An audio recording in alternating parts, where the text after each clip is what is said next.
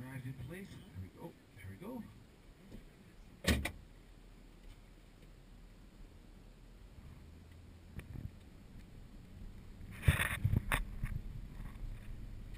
Alright, locked and loaded for full drive. Well, for you guys that were here Wednesday, this is farther than we got last time.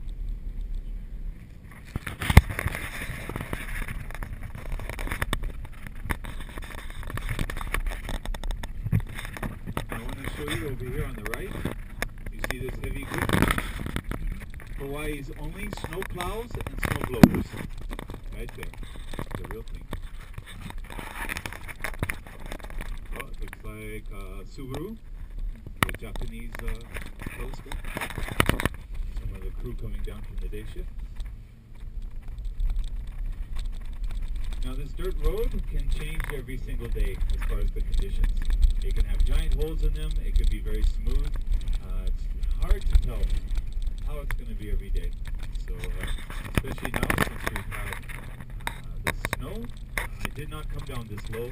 Even though at times, like any day, it can always snow down pretty much no lower than the visitor center, about 9,000 feet. That's about as low as snow gets in Hawaii.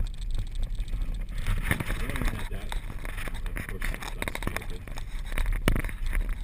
let's see what it looks like today. I'm pretty excited too to get up here. But as you can see, we made it. So, there we go. I don't know about all the other guys at the visitor center, but we made it. And look at that blue sky over towards the Hilo side.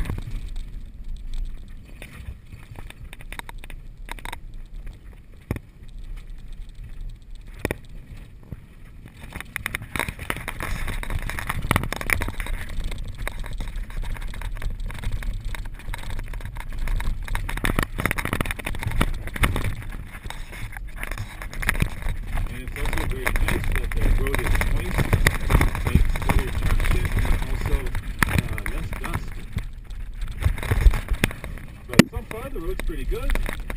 I'll do my best to avoid the big holes, even though it won't seem like it. Believe me, I can drive this in my sleep, and I actually have. No, not like sleeping while I drive, but while I'm sleeping, I've had a dream of driving up.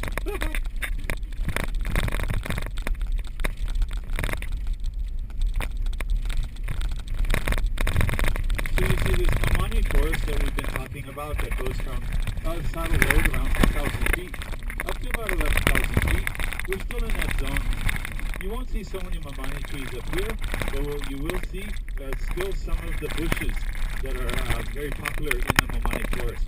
There's Pu'ukiave bushes, like on the left with a little yellow flower. They actually have a berry that comes off it, and the Hawaiians would use those berries as natural dye. Then on the right you see all the ash, and then some stones. These have all been thrown into the air from all the cinder cones around us. You know, you have to remember that, let me stop right here, let our friends go down.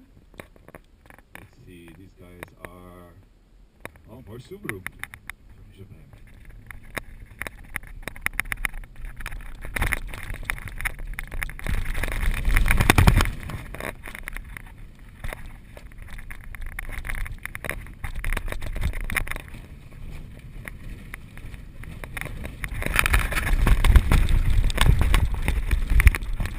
Okay, this is the adventure part of the trip. 1 mile, 7 more miles to go.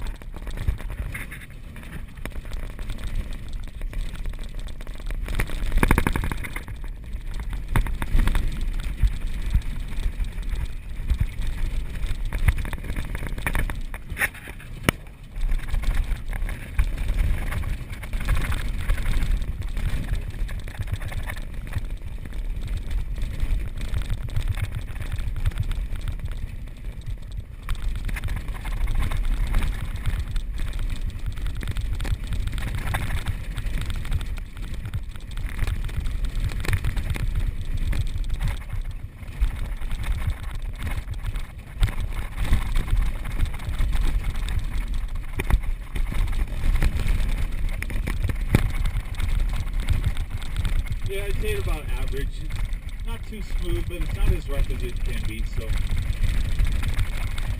far so good.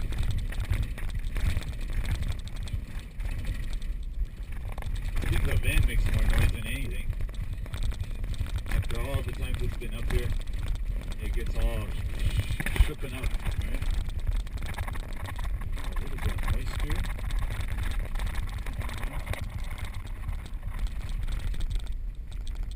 This here might get a little rough around this corner.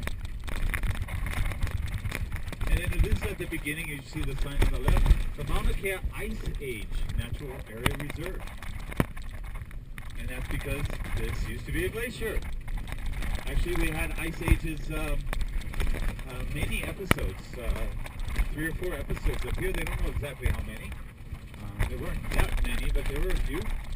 And this is the lowest level that the glacier was pretty much solid. So pretty much the mountain separated into sections. We have everything on the left side of the road is the Ice Age Reserve.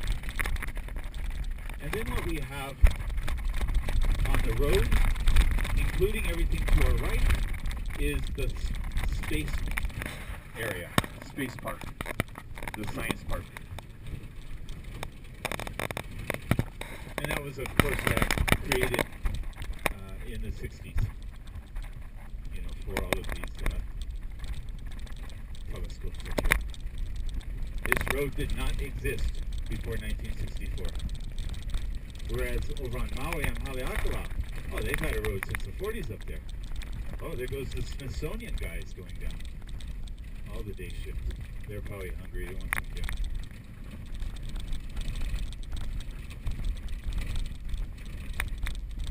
So, like I say, Maui's had a road for a long time and it's had telescopes up there. But it wasn't until the 60s that scientists came over and decided that they wanted to give Mauna Kea a try, but they had to carry their telescopes all the way up to the mountain top, and the results they had though was amazing. So much that they started getting a lot of money being thrown at them and donated to get some of the science park built, the road built, as well as starting to build telescopes. It was that good. And far superior than what they had on Maui.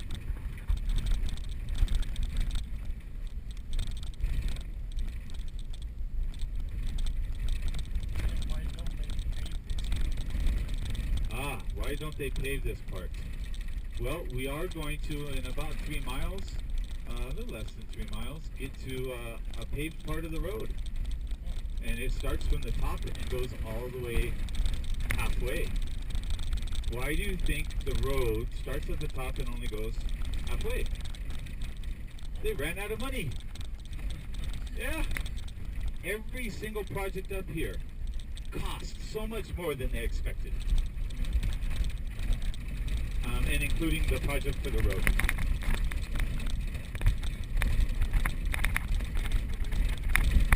Oh, look at this. I'm seeing a little bit of the blue sky.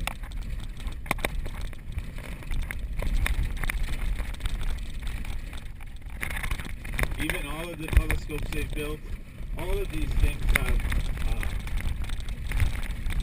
went way over budget and over time. There were even some lives lost in the building of some of the telescopes just because they all attributed to the lack of oxygen. Remember, we're going to be dealing with half the oxygen up top, well technically 45% less. And it is really, really hard on the body.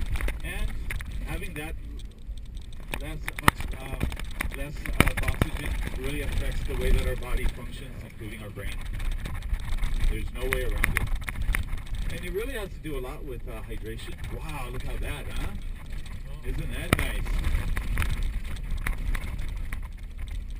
Our hydration, the water we have in our body, this is what's going to allow for our brain to be functioning at its best, as well as our body.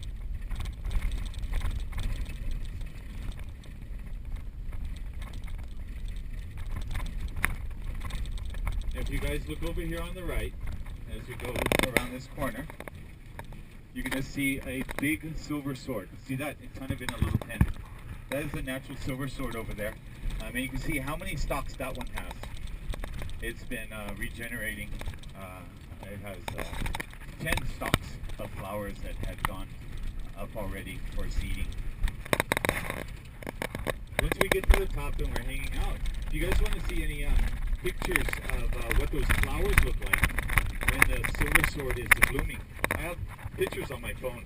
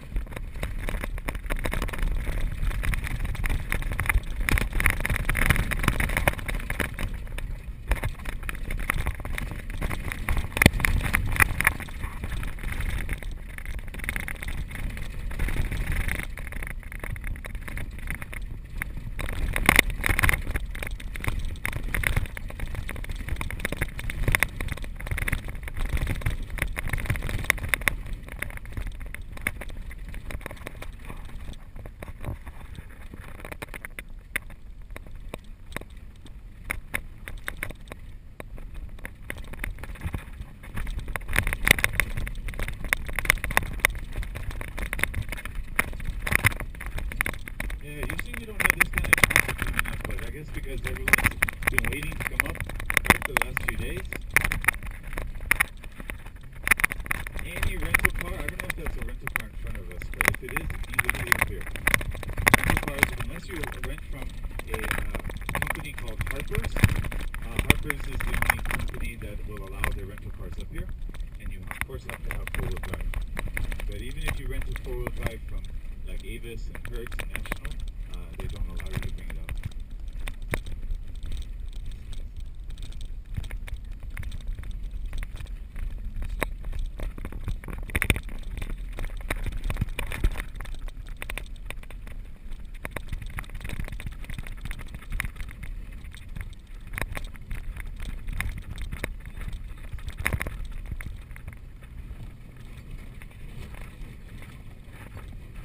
We see some people that are being very dangerous on the left side, because if someone's coming down, this is very bad. They obviously do not know what they're doing.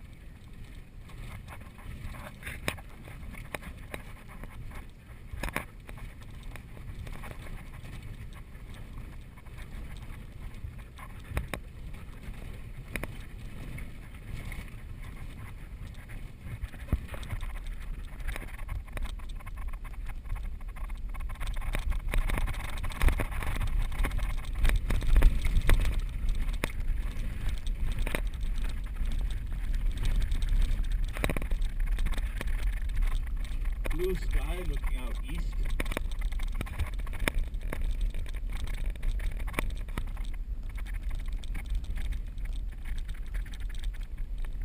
Three and a half miles. Now, as we go around this corner, look on the right. It's the only pit crater up on Mauna. It's a pit. As whereas everything else was a cinder cone, right, above ground. Whereas this is like what you see in Kilauea, right, where the crater is actually down into the ground.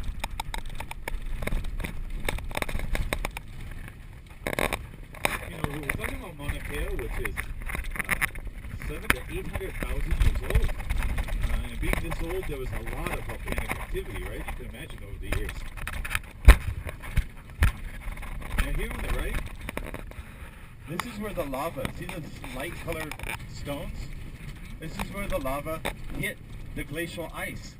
The glacial ice used to be right on top of this light-colored stone.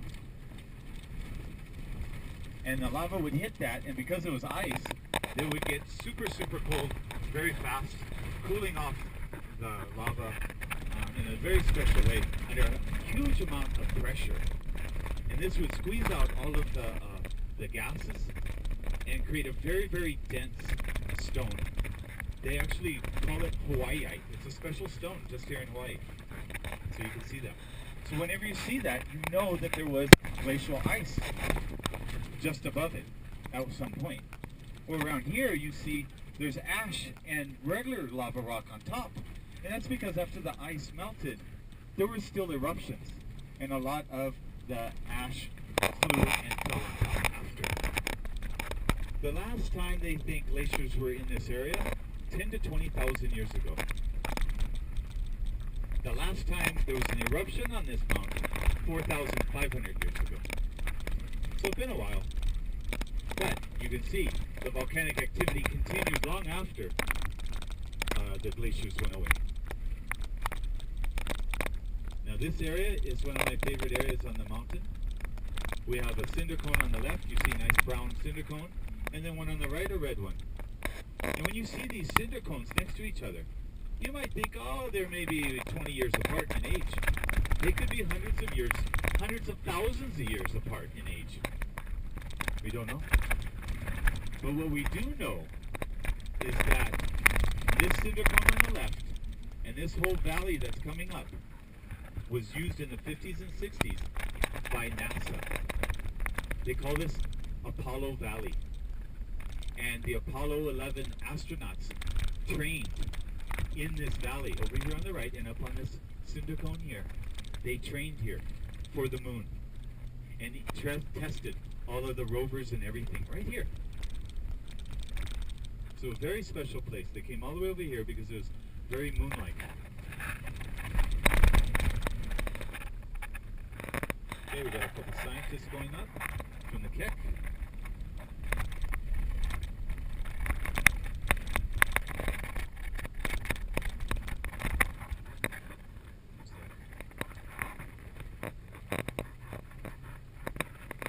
This area on the right is Apollo Valley. Now, something else pretty nice to think about. On that cinder cone on the right, the red one, they call that Little Mars. And you know how there are 3 rovers on Mars right now? There's a Spirit and Opportunity rovers, and just in the last year, Curiosity rover. You guys know about Curiosity rover? Oh, you gotta. If you don't, you gotta go online, and NASA has a website for it. And the videos and photos they're sending back, amazing. Well, all those rovers were tested right there in that cinder cone and in this area, Apollo Valley. They got tested right there. And interesting enough, they have found that the stones up here match the stones of Mars as well as the moon in physical composition of minerals and things like that. And of course, recently, you know that the Curiosity rover on Mars, they just took a core sample of some stones there and some of the ash, and they have found up to 2% moisture in the soil on Mars. So it's also really exciting. But who knew you'd come in the middle of the Pacific, up on Mauna Kea, and you have like the moon and Mars up here. So it's really like I'm taking you to another planet or two. Now over here on the right, this was all the glacial moraine. This is where the glacial bed was. It flowed from the left to the right. You know how glaciers flow. They slowly melt and then refreeze. So they're inching away thousands of years just to move an inch or so. But they do move along.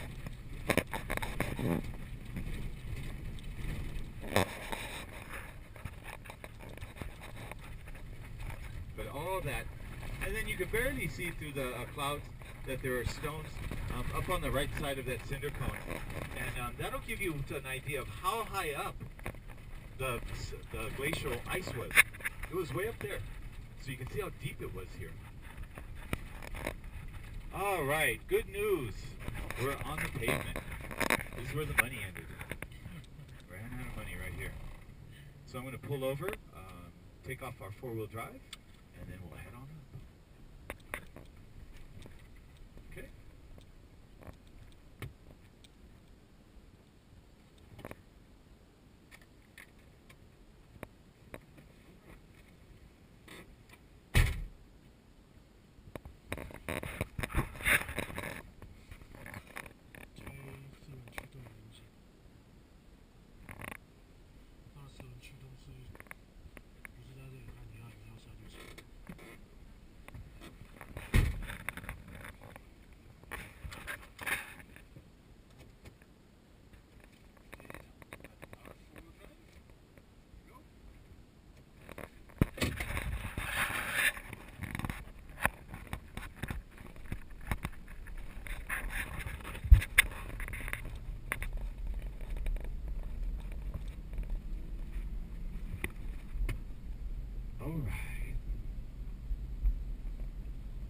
Now we're on you can see it was the floor, the bottom of the glacial moraine.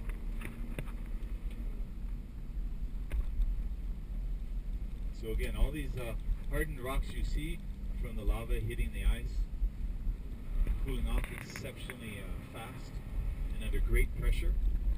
Remember, this is why we have so many cinder cones all over Mauna Kea.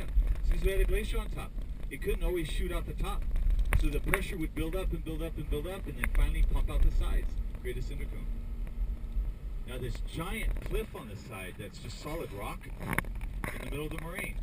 This was an example of the lava melting its way through the glacial ice, but didn't make it all the way through. And then it just hardened into stone. How do we know it didn't make it all the way through? Because if it did, it would be a cinder cone, right? It would have popped out the top of the glacier.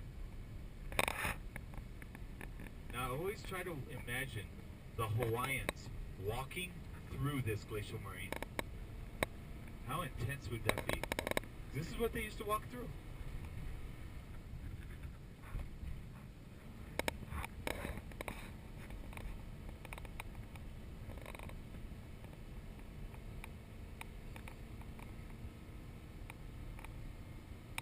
Now over here on the right is a really good example because you think of the bottom of the glacier like being flat. Well, here's one area that was flat. You can see how the stones would just harden underneath it. There on the right.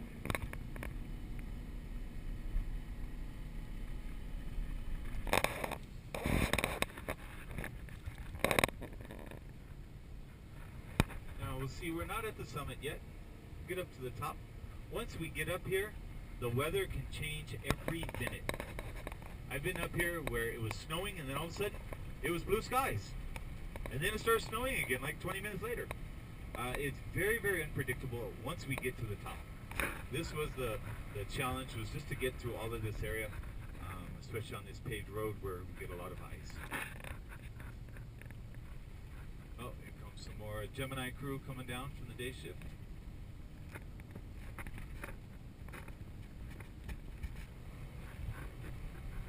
Now the Hawaiians, when they discovered this stones as being so hard, and you can see it's very, very sharp edges to them. This is what is called Hawaiite, and they started using as tools. Because remember, all through Polynesia, there is iron all over. It's mineral, but not as an ore. In other words, you just don't have solid iron that you can heat up and turn into tools and into weapons. So all of Polynesia didn't have anything that hard until they found this Hawaii. And so just over on the left, there's a couple cinder cones, and in the middle was a quarry where they found the best quality of this Hawaii. And they would cut it out of there in big chunks, somehow get it all the way down and trade it. Made the chiefs and the kings very, very wealthy. They found the Hawaiiite that had been traded all the way down to New Zealand and all in between throughout Polynesia. So we're almost there. We're approaching over 12,000 feet. So you guys feeling okay so far? Deep, slow breaths. And then when you blow out, if you're feeling a little lightheaded, which is normal, once you take that deep breath, hold it for a second, and then act like you're playing the trumpet, even if you don't know how, okay? Act like you put your lips together, and so when you blow out with a little bit more pressure. So it's a little slower to blow out through your lips.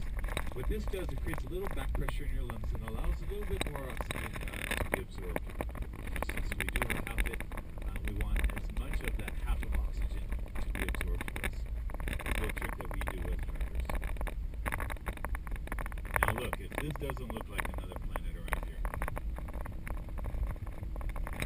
see all those plants and everything. There is a creature that lives up here, a little tiny bug. It's called the Vaiku bug. Vaiku in Hawaiian means at the highest. And so it's the bug that lives at the highest. And it's a little tiny bug. Looks like a little tiny cockroach. It has antifreeze-like properties for its blood. So it doesn't freeze when it snows up here. And guess what it eats? Bugs. Right? But it's the only bug up here. So is it a cannibal? No. What the BQ bug relies on is the winds, like the storm we're having, pushes and blows the bugs from the forest up here, and then those bugs die. Oh, you guys, look at this. Ah, is this not dramatic? Dun, dun, dun, dun. Here we are. Woohoo! Straight ahead, we have a cinder cone called Pu'upoliahu.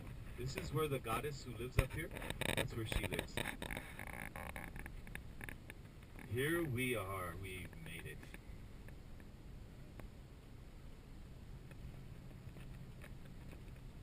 Now we're looking at 5 o'clock.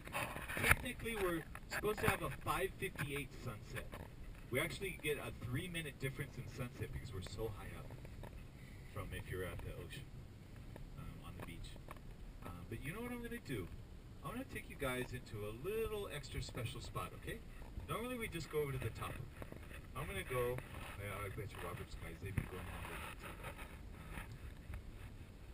I'm going to go to the left here, but we'll go back up to the top also.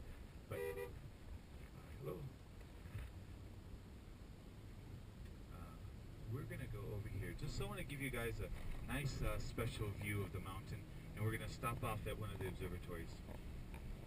Can't go in, but then again, this one is pretty unique, and I'll show you in a bit. So straight ahead, we have the 2 white big balls. That's Keck 1 and Keck 2. Those are the most powerful telescopes in the world. They're 10 meters each, and they could work as one. And next to that, the silver one with the square top is the Pride of Japan Subaru, 8.1 meter solid lens. Now over here on the left, we have our 3 different observatories that are sub-millimeter in wavelength. You know, you have optical wavelength of light, you have infrared, you have UV, right? Well, sub-millimeter is a very powerful wavelength. The one on the left is Caltech. It's over a 10-meter lens. This white one is very special. It's the most powerful sub-millimeter telescope in the world. It's over 15.4 meters in size. Also inside, we have the largest sheet of vortex in the world. And then I'm just going to go over here, and we're going to stop for a few minutes. And see, these guys are going to see where they go. Good. They're going to go this way, we're going to go this way. So I'm going to let you guys out for a few minutes here. How's that sound? This is the Smithsonian Institute in Taiwan. They're sub-millimeter, but instead of having one giant lens, they have 7 to 8 of these smaller antennae. And they can move them around in custom orientation to act as one giant lens. And they have a few acres here. Now behind us is a huge yellow, tractor. It's been custom made. What that tractor does is gently go through these dishes and pick them up and move them to their different locations. Now remember, I have jackets if you guys need them. The hoods. So back at Hulu, they were free. Now they're $50. So you can make a check to me if you need the jackets. No, they're free. So if you need the jackets now or later, just let me know. They'll be in the back. But we'll get out. I'll open the door. We'll get out and we'll get a view. And later, we're going to end up way up on the top there on the right.